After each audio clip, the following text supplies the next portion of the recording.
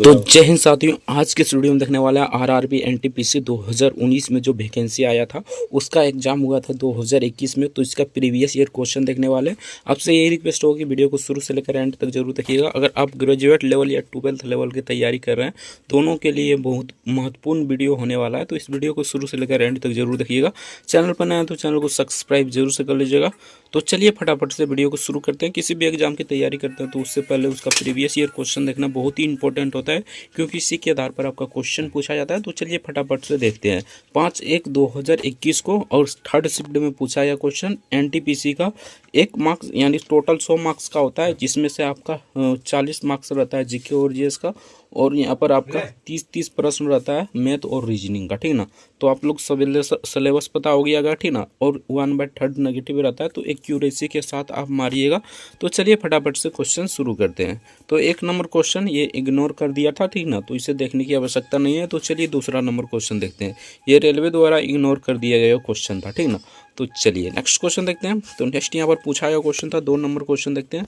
तो 2 नंबर में ये आपका रीजनिंग से पूछा गया क्वेश्चन था, ठीक ना। एक पर्यटक एक शहर में स्थित नक्षत्रशाला देखने चाहता है, ठीक ना।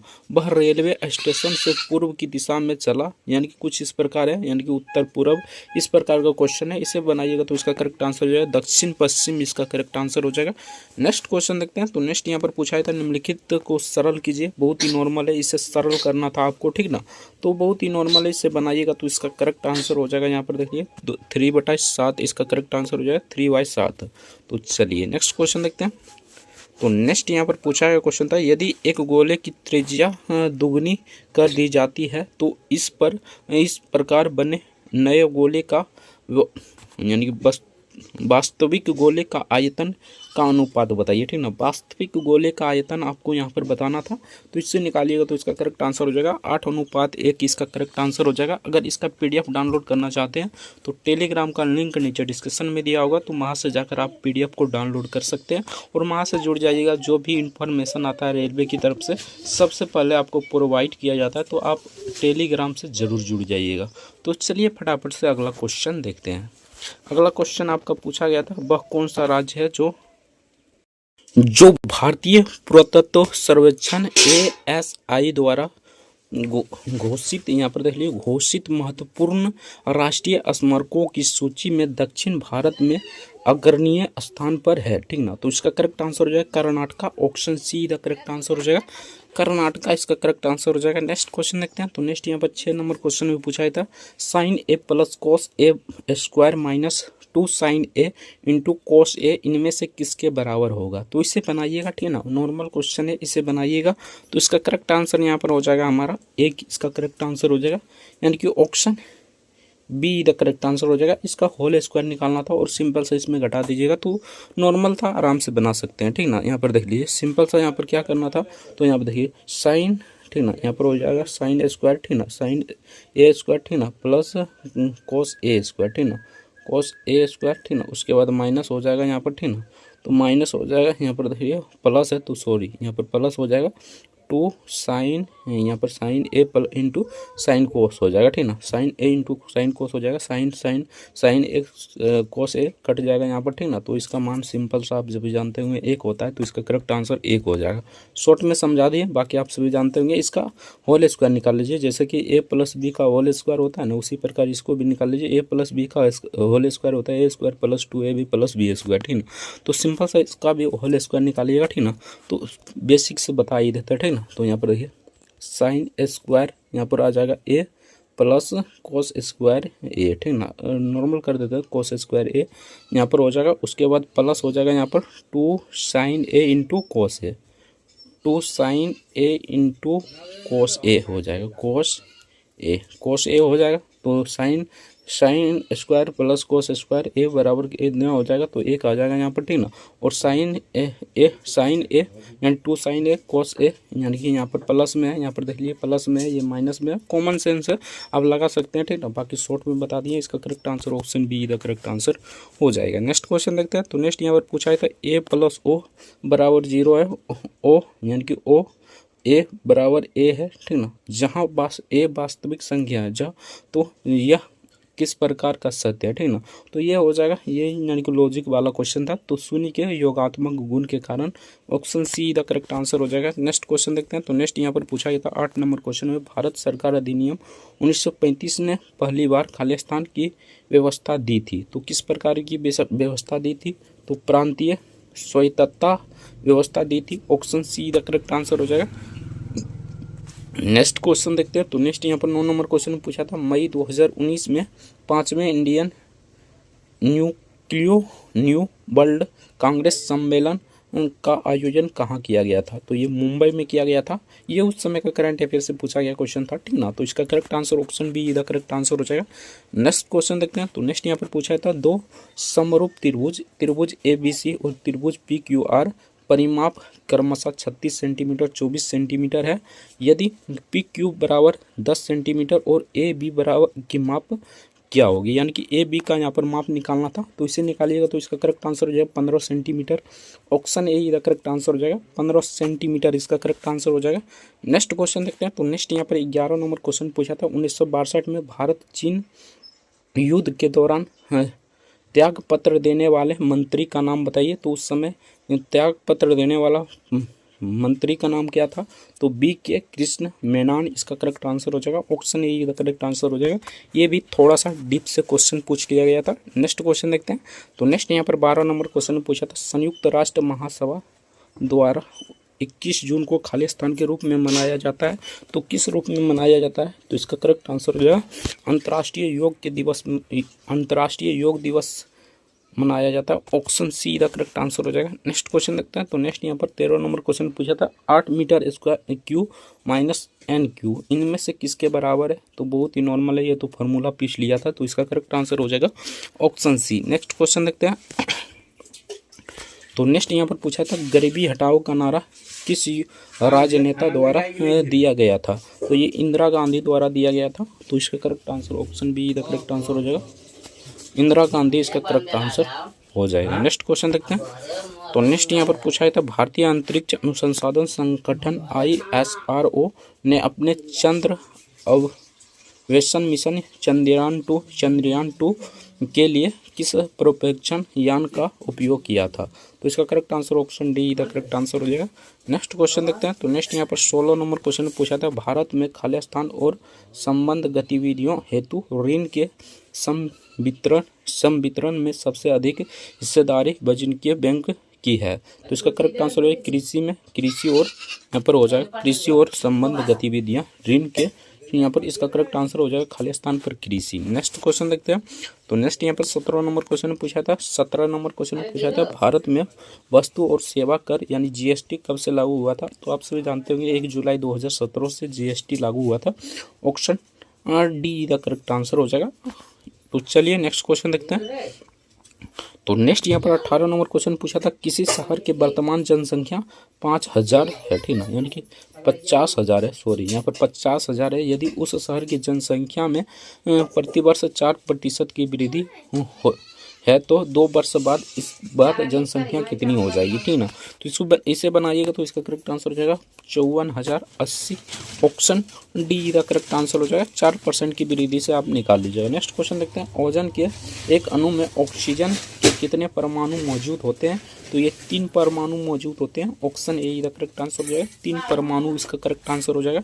नेक्स्ट क्वेश्चन देखते हैं। तो नेक्स्ट यहाँ पर 20 नंबर क्वेश्चन में पूछा था, यदि 1/5√2 - 7 बराबर A√2 + B है तो AB का मान ज्ञात कीजिए, यानी कि A और B का दोनों का मान ज्ञात करना था। तो इसका करेक्ट आंसर हो जाएगा 5 और 7, यानी कि A का मान निकालिएगा तो यहाँ पर 5 आ जाएगा, ठीक ना, और B का मान 7 आ जाएगा, ठीक ना। तो इसका correct answer option D A का करेक्ट आंसर हो जाएगा। नॉर्मल क्वेश्चन है, आराम से बना सकते हैं, ठीक ना। तो चलिए नेक्स्ट क्वेश्चन देखते हैं। तो नेक्स्ट यहाँ पर पूछा था, वित्त वर्ष 2018 से 19 के लिए जनवरी 2020 में सांख्यिकी और कार्यान्वयन मंत्रालय की ओर से जारी रिपोर्ट के अनुसार भारत के सभी राज्यों और केंद्र शासित प्रदेशों में इनमें से किस राज्य में प्रति व्यक्ति आय सबसे अधिक था? तो इसका करेक्ट आंसर हो जाएगा गोवा। ऑप्शन बी का करेक्ट आंसर हो जाएगा। नेक्स्ट क्वेश्चन देखते हैं। तो नेक्स्ट यहाँ पर पूछा गया था, साइन 2a बराबर 2 sin a बराबर a का मान निकालिए। बहुत ही नॉर्मल है, ठीक ना। यानी कि यहाँ पर a का मान निकालने के लिए कह रहा था, ठीक ना, तो 2 sin a। तो यहाँ पर देखिए सिंपल सा आपको क्या करना था, तो यहाँ पर a को इधर लाना था, यानी sin a, यानी यहाँ पर देख लिए sin 2a, ठीक ना। उसके बाद यहाँ पर हो जाता माइनस sin a, ठीक ना, माइनस sin a। उसके बाद बराबर यहाँ पर 2 रहने दीजिए इधर है, ठीक ना। तो सिंपल सा इसको घटाइएगा तो इसका करेक्ट आंसर हो जाएगा 0 डिग्री, यानी 0 डिग्री का मान हो जाएगा, ठीक ना। तो इसका correct answer option D the correct answer हो जाएगा। नेक्स्ट क्वेश्चन देखते हैं। तो नेक्स्ट यहाँ पर पूछा जाता है निम्नलिखित में से किस स्थिति में त्रिभुज ABC और त्रिभुज PQR के समरूप होगा। तो इसका correct answer option be the correct answer हो जाएगा। नेक्स्ट क्वेश्चन देखते हैं। तो नेक्स्ट यहाँ पर पूछा जाता है 24 नंबर क्वेश्चन में तापमान में खाली स्थान की वृद्धि होने पर किसी अभिक्रिया दर स्थिरांक दुगुनी हो जाता है, ठीक ना। तो 10 डिग्री दुगुनी हो जाता है, यानी 10 डिग्री वृद्धि होने के कारण, ठीक ना।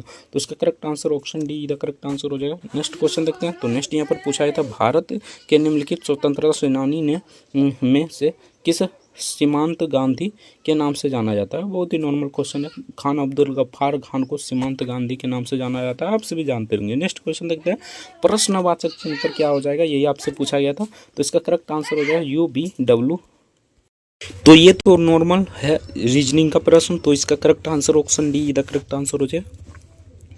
नेक्स्ट क्वेश्चन देखते हैं। तो नेक्स्ट यहाँ पर पूछा गया था 100 मीटर चौड़ी सड़क के दोनों और समान ऊंचाई की 2 दीवारें हैं, ठीक ना। सड़क पर किसी बिंदु से 2 सीढ़ियां दोनों दीवारों को इस प्रकार रखी गई है कि उस बिंदु से समान दोनों दीवारों के शीर्ष उन्नयन कोण 60 डिग्री और 30 डिग्री है। तो दोनों में से लंबी सीढ़ी वाली कितनी, यानी कि लंबाई कितनी होगी। तो इसका करेक्ट आंसर हो जाएगा 50√3 मीटर। Option C the correct answer हो जाएगा, बना लीजिएगा। नेक्स्ट क्वेश्चन देखते हैं। नेक्स्ट यहाँ पर 28 नंबर क्वेश्चन पूछा था पहली यात्री रेलवे लाइन बॉम्बे और थाने के बीच खाली स्थान में शुरू की गई थी। तो ये तो नॉर्मल है 1883 इसका करेक्ट आंसर हो जाएगा। नेक्स्ट क्वेश्चन देखते हैं। नेक्स्ट यहाँ पर पूछा था 3 दिवसीय वैश्विक सतत विकास शिखर सम्मेलन 2019 में कहाँ आयोजित किया गया था। तो ये नई दिल्ली भारत में किया गया था। भारत की राजधानी नई दिल्ली है, वहीं पर किया गया था। नेक्स्ट क्वेश्चन देखते हैं।